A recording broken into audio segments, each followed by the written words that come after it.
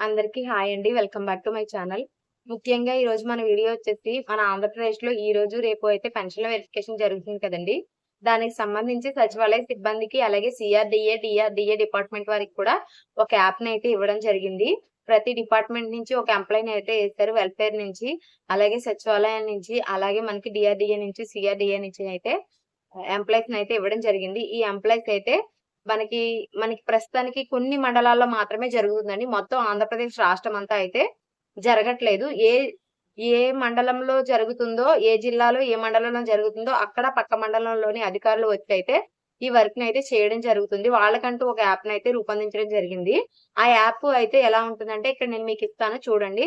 ఆ app open చేయగానే ఇలా ఓపెన్ అవుతుంది. అయితే సచివాలయ సిబ్బంది థంబ్ వేసిన తర్వాత యాప్ ఓపెన్ అవుతుంది. యాప్ ఓపెన్ అయిన తర్వాత ఇలాగా సెలెక్ట్ సెక్రటరీ నేము, ఆ తర్వాత ఊర్లో ఆ మండలంలోని ఏ సచివాలయమో అక్కడ, అలాగే పక్కన పింఛన్దారుని వివరములు అని వస్తాయి. ఇప్పుడు మనకి బ్రాడీపేట ఉందనుకోండి, బ్రాడీపేట లేకపోతే గాంధీనగర్ సెలెక్ట్ చేసుకున్నాం. గాంధీనగర్‌లో ఉన్న పెన్షన్దారుల లిస్ట్ అయితే రావడం జరుగుతుంది. లిస్ట్ వస్తుందండి. లిస్ట్ వచ్చిన తర్వాత ఫ్రాడ్ ఉన్నాయనుకున్నయి ఏంటంటే డిజేబుల్డ్, ఇంకా హెల్త్ పెన్షన్స్, ఇంకా విడో అండ్ సింగిల్ వుమెన్ ఇవి ఎక్కువగా ఫ్రాడ్ జరుగుతున్నాయని ఉద్దేశంతో అయితే గవర్నమెంట్ ఉందండి. సో ముఖ్యంగా వచ్చేసి ప్రస్తుతానికి డిజేబుల్డ్ పర్సన్స్ కి అయితే ఈ క్వశ్చన్స్ అయితే అడుగుతున్నారండి. డిజేబుల్డ్ పర్సన్స్ అంటే దివ్యాంగులకైతే ఇవి అడుగుతున్నారు. ప్రస్తుతానికి ముందుగా వచ్చేది అందరికీ కూడా పింఛన్దారుని వివరాలు వస్తాయండి. అలాగే మండలం పేరు, గ్రామం, సచివాలయం, పింఛన్దారుని ఐడి, అంటే మనకి ఒక ఐడి ఇస్తారు కదా ఐడి, అలాగే పింఛన్ రకము, ఆధార్ నెంబరు, రిమార్క్స్, సచివాలయ కోడ్ ఉంటుందండి. తర్వాత వచ్చేసి పింఛన్దారుని యొక్క స్టేటస్ ని ఎంచుకోండి అని ఉంటుంది. అంటే ఉన్నారా, లేకపోతే అందుబాటులో లేదా, లేదా డెడ్. అంటే కొంతమంది ఈ నెల 1వ తారీఖు తీసుకొని చనిపోయిన వాళ్ళు కూడా ఉంటారు కదా! సో అందువల్ల ఇయి అయితే ఇచ్చారు. వాళ్ళు 90% ఉండే ఉంటారు కాబట్టి అలైవ్ అని పెడతారండి. కుటుంబ ఆదాయం గ్రామీణ ప్రాంతాల్లో 10,000, పట్టణ ప్రాంతాల్లో 12,000 పైన ఉందా అని అడుగుతుంది. సో 90% ఇది బాగా పూర్ ఫ్యామిలీస్ వాళ్ళైతే కంపల్సరీ 10,000 లోపే ఉంటుందండి. పట్టణ ప్రాంతాల్లో అయితే 12,000 పైనుంటే పోతుంది. గ్రామీణ ప్రాంతాల్లో 10,000 పైనుంటే గనక పోయే అవకాశం ఉంటుంది. అలాగే కుటుంబంలో ఎవరైనా గవర్నమెంట్ ఉద్యోగం చేసేవాళ్ళు ఉన్నారా అని కూడా అడుగుతారు. ఇందులో అయితే లేరు అని పెట్టాలి. లేని వారికి ఇది వస్తుందండి. ఒకవేళ ఎవరైనా ఉంటే గనక పోయే అవకాశం ఉంది. అలాగే పింఛన్దారుని వికలాంగత్వం కలిగి ఉన్నారా? అంటే ఈయనకేమైనా డిజేబుల్డ్ పర్సనాలిటీ ఉందా అని అడుగుతున్నారు. ఖచ్చితంగా ఉంటుందండి. ఎందుకంటే ఇది డిజేబుల్డ్ పర్సన్ అని చెప్పి తీసుకుంటున్నారు కాబట్టి ఇది కంపల్సరీ అవుననైతే పెడతారు వాళ్ళు. పింఛన్ దానికి రీఅసెస్‌మెంట్ వైద్య పరీక్షకి సిఫార్సు చేస్తున్నారా? అంటే ఇదివరకు ఆయన ఉన్న దాని మీద కొంచెం బలంగా, నీట్‌గా ఉన్నారనుకుంటే అవును అని పెట్టాలండి. సో 90% చాలా మందికి అవుననే పెడతారు. ఇందులో 100% అని ఉంది కాబట్టి, చాలా మంది 100 అని తెచ్చుకున్నారు కాబట్టి 90% అవుననే జరుగుతాయి. అలాగే మీరు ఈ పింఛన్దారుకి పెన్షన్ కొనసాగించడానికి సిఫార్సు చేస్తున్నారా అంటే అవుననే పెడతారు. అయితే ఇప్పుడు ఈళ్ళు అవునని, కాదని పెట్టినా పింఛన్దారుని ఫోటో తీస్తారు కదండీ! ఆ ఫోటోలో అన్ని క్లియర్‌గా, నీట్‌గా ఉంటే గనక ఖచ్చితంగా పెన్షన్ అనేది ఇబ్బందయ్యే అవకాశం ఉంటుందండి. మళ్ళీ మిమ్మల్ని వెరిఫికేషన్‌కి పిలిచే అవకాశం కూడా ఉంటుంది. మనకి చేనేత కార్మికులని, ఇంకా డప్పు కళాకారులు, ఇంకా చర్మకారులు ఇలాంటి పెన్షన్‌లు తీసుకెళ్ళి ఉన్నారు కదండీ! ఆళ్ళకైతే ముందుగా మామూలుగా అందరికీ వచ్చినట్టే జిల్లా పేరు, మండలం, గ్రామ సచివాలయం, పింఛన్దారుని ఐడి, పేరు, రకము అది చెప్పాను కదా నేను వివర్స్ అంటే చర్మకారులు అని.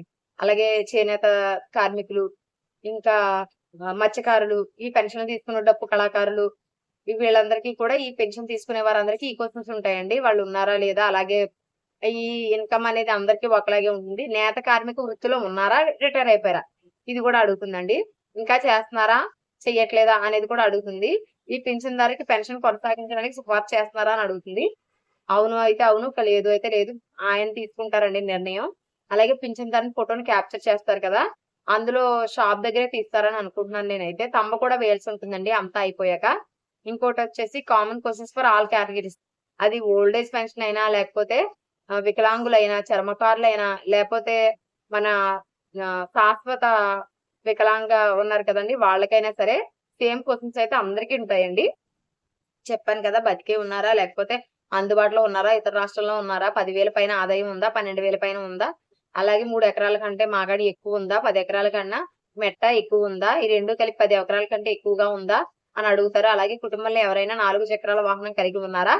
టాక్సీ, ట్రాక్టర్లు, ఆటోలైతే మినహా అండి. ఎందుకంటే వీళ్ళు వాళ్ళ వృత్తిపరంగా బతకడానికి ఉపయోగించుకుంటారు కాబట్టి, కుటుంబంలో కేంద్ర, రాష్ట్ర ప్రభుత్వ ఉద్యోగి, ప్రభుత్వ రంగ సంస్థ ఉద్యోగి, పెన్షనర్ ఎవరైనా ఉన్నారా? అంటే మన మన ఫ్యామిలీలో రిటైర్ అయిపోయిన వ్యక్తి పెన్షన్ తీసుకుంటున్నారా గవర్నమెంట్ నుంచి?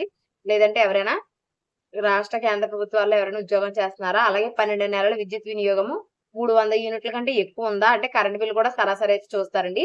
మున్సిపల్ ప్రాంతాల్లో 1000 చదరపు అడుగుల కంటే ఎక్కువ నిర్మాణం ఉందా? అంటే 1000 చదరపు అడుగులంటే 2 సెంట్ల కన్నా ఎక్కువ స్థలం ఉందా?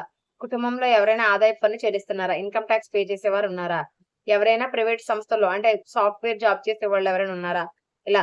అలాగే ఆహ్ పింఛన్దారుడు కొనసాగించడానికి సిఫార్సు చేస్తున్నారా? ఇది అందరికీ ఉందండి. ఇక్కడ కూడా ఫోటో అయితే క్యాప్చర్ చేయడం కంపల్సరీ. ఈ ఈ కారణాలైతే ఉన్నాయండి. ఈ వీడియో అంటే సింగిల్ ఉమెన్ ఒంటరి మహిళా పెన్షను, అలాగే వితంతు పెన్షన్‌లో ఇందులో అయితే కొంచెం ఇది చాలా జాగ్రత్తగా చేయించుకోవాలండి. ఎందుకంటే చాలా మందేంటంటే తన భర్త వదిలేసి ఎళ్ళిపోయినప్పుడు ఇలా మా ఆయన గారు వదిలేసి నన్నెళ్ళిపోయారని చెప్పేసి ఎంఆర్‌ఓ నుంచి ధృవీకరణ పత్రం తెచ్చుకొని వీళ్ళైతే పెన్షన్ తీసుకుంటున్నారు. ఆ తర్వాత కొన్నాళ్ళకి భర్త తిరిగొచ్చిన తర్వాత పెన్షన్ అయితే వదలలేదు. సో చుట్టుపక్కల వాళ్ళ దగ్గర కూడా వివరాలు సేకరించే అవకాశం అయితే ఉందండి ఈ విషయంలో. అలాగే ఇంకొకటొచ్చేసి ఇలా పెన్షన్ తీసుకునే వాళ్ళతో పాటు కొంతమంది విడోస్ కొంచెం చిన్న వయసులోనే భర్త చనిపోవడం వల్ల పెన్షన్ తీసుకునే వాళ్ళు ఉంటారు కదా! వాళ్ళు మళ్ళీ రీమ్యారేజ్ చేసుకోవడం, సహజీవనం చేయడం లాంటివి ఏమన్నా చేస్తుంటే గనక ఈ పెన్షన్ పోయే అవకాశం ఉంది. ఇందులో కూడా ఈ క్వెషన్స్ అడిగారు. ఆహ్, సేమ్ పింఛన్దారుని యొక్క స్టేటస్‌ని ఎంచుకోండి. పింఛన్దారులు పునర్వివాహం చేసుకున్నారా? అవును అంటే వెంటనే తీసేస్తారండి పెన్షన్ అయితే. ఈ పింఛన్దారు పెన్షన్ కొనసాగించడానికి మీరు సిఫార్సు చేస్తున్నారా? సో, వాళ్ళు మ్యారేజ్ చేసుకుంటే మాత్రం వాళ్ళు చేయరండి 90%. పింఛన్దారుని ఫోటో అయితే క్యాప్చర్ చేస్తారు. అందులో బొట్టు అవి పెట్టుకొనుంటే మాత్రం మీకు ప్రాబ్లమ్ అయ్యే అవకాశం ఉంది. సో, ఈ క్వెషన్స్ అయితే అడుగుతున్నారండి. జనరల్‌గా అయితే ఇందులో ఏ ఆప్షన్ అయితే చేస్తున్నారా? ఆళ్ళు రిటైర్ అయిపోయారా అని కూడా అడుగుతున్నారు. అలాగే వితంతువులైతే మ్యారేజ్ చేసుకున్నారా అని, వికలాంగులైతే ఇప్పుడు కొద్దిగా వీళ్ళు బానే ఉన్నారా చూడటానికి, ఏమన్నా తగ్గిందా వీళ్ళలో హెల్త్ ప్రాబ్లమ్, ఇప్పుడు బాగున్నారా ఆరోగ్యంగా అనే క్వెషన్స్ అయితే అడుగుతున్నారు.